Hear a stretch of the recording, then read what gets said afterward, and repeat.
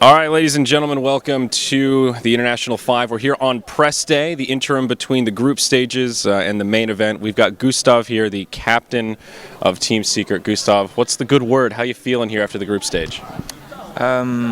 We as a team have been talking a lot after the group stages to prepare for the main event. So it's basically been like just talking as a team throughout these days, the break. Okay. And how did you feel overall about your performance in the group stage? It was a lot of misplays from us that we like sloppy plays, but that is things we're not gonna do in the main event. Pretty much, we're gonna try to play as solid as possible. And who are you guys playing for your first matchup? We are playing eHome. How do you feel about them in the first round? I feel like they're the opponent I would want to face the first, and I'm very confident in beating them. You're not scared of CTY in the mid lane? No. Okay, very good. So you were one of the players that was chosen to have one of the personality profiles done. Talk to me about that experience a little bit. How was it having them come into your house, film your stuff, and did it turn out the way you expected? I mean, I did this documentary thing the previous year with Alliance. That was a different film team, but this year was they were like very professional and everything. So it was very smooth for me to just do all these interviews and shots they did. What did your family think about it when the idea first came up of shooting something like that? I mean, one of my brothers, he like instantly wanted to be in the spotlight. So I was like, yeah, I want to be in it. But my mom was like very nervous and stuff about like talking in English and stuff. So she didn't want to be in the actual documentary. It was pretty cool though, and you come from a whole family of gamers. I mean, I guess your family thinks it's pretty awesome that you've been able to pursue your dream and become an all-star. Yeah, I mean, pretty much all my brothers has been playing games, and even my dad has been playing when he was smaller. So. Does he play Dota? No, he doesn't. He just watches. No. Okay, so and you play other games as well. You're quite the Counter-Strike player. I've heard rumors that you just kind of casually, queue up with NIP on occasion, just when you're feeling like you're bored of Dota. I don't queue with them much at all, actually. It's just maybe a few times, like 3 times maybe. But I usually play with some friends I found in CS that are or some Dota friends that play CS too. Yeah. So talk to me a little bit about the boot camp. You guys worked with Red Bull, if I'm not mistaken, to prepare for TI5? Yeah, pretty much it was an easy decision for us to boot camp at Red Bull because we played the Red Bull tournament there and we know pretty much the place, so it was easy to like adjust to the place because we've been there before, so it was just easy to boot camp there. And I'm not sure what it's called, but did you try the Super Freeze booth thing that Artur was talking about? I didn't try it myself, but Artur tried it, and I think Papi did it too. And he said it was actually very nice. Why didn't you try it? I don't know, to be honest. I was gonna do it one day, but then we didn't have time. We were gonna scream and stuff. Cool. So you guys are the team that has the least games played online versus LAN, if you look at that breakdown. Can you talk about that a little bit? Is that intentional? Is that just the way your schedule's worked out? Do you guys just want to play mostly on LAN versus these online tournaments? And obviously you dropped out of Dota Pit, which was one of the online events that you were participating in. Yeah, we have this kind of mentality in our team where when we play online, it's going to be, let's say, 50% worse play than it would be on LAN. So we have like some problems playing on LAN.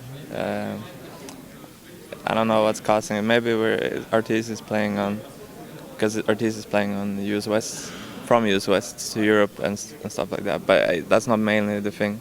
It's also just like we don't care as much about games online, So I mean, we can't force ourselves to I don't know. It feels weird when we play online, pretty much.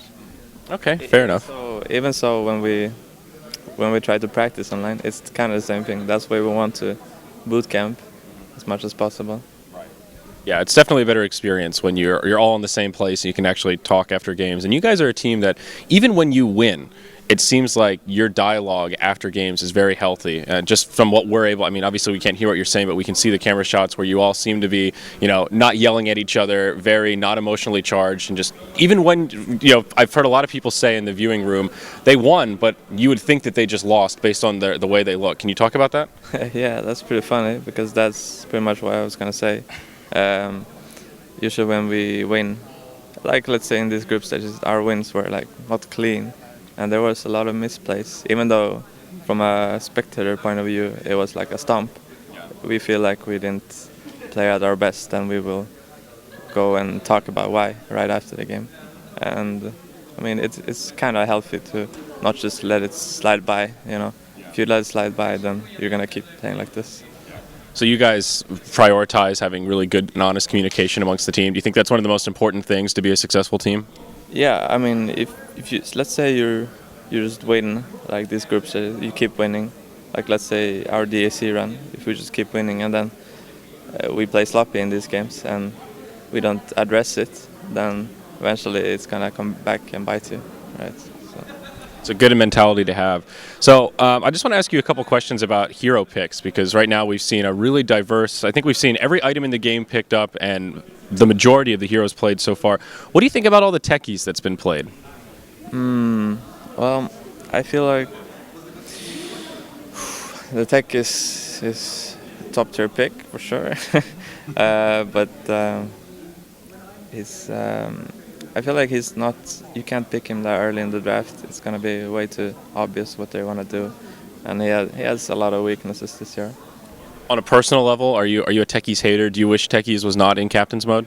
No, not at all. I've been playing a lot of like pubs recently, and past month, and I've been playing against so many techies, and I know that it's pretty easy to beat this year. Okay, fair enough. And the other hero I want to ask you about is Viper. I know you like to play Viper on occasion. The heroes had a surprisingly high win rate this tournament. Any thoughts about him in this meta, and do you think we'll see more Viper going into the main event?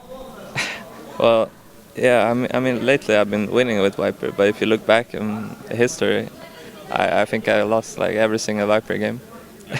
But lately I've been doing pretty well with Viper. I think it's also a team thing, but usually I play a lot of playmaking heroes and stuff. But yeah, the hero is very good because of the mech thing. I'm winning his lane, and there's other small stuff too with the hero. Last question, are we going to see an S4 Magnus this TI? I mean, it's very possible we're going to see a Swedish Magnus in this TI. Yeah. If you know what I mean. Fair enough. All right. Well, thank you very much, Gustav. Of course, he is the captain of Team Secret. He's on Twitter. He's all over social media. He streams on occasion. He is a Twitch chat connoisseur. Thank you so much, Gustav. I appreciate you taking the time. Thank you. That's your cue, Winter.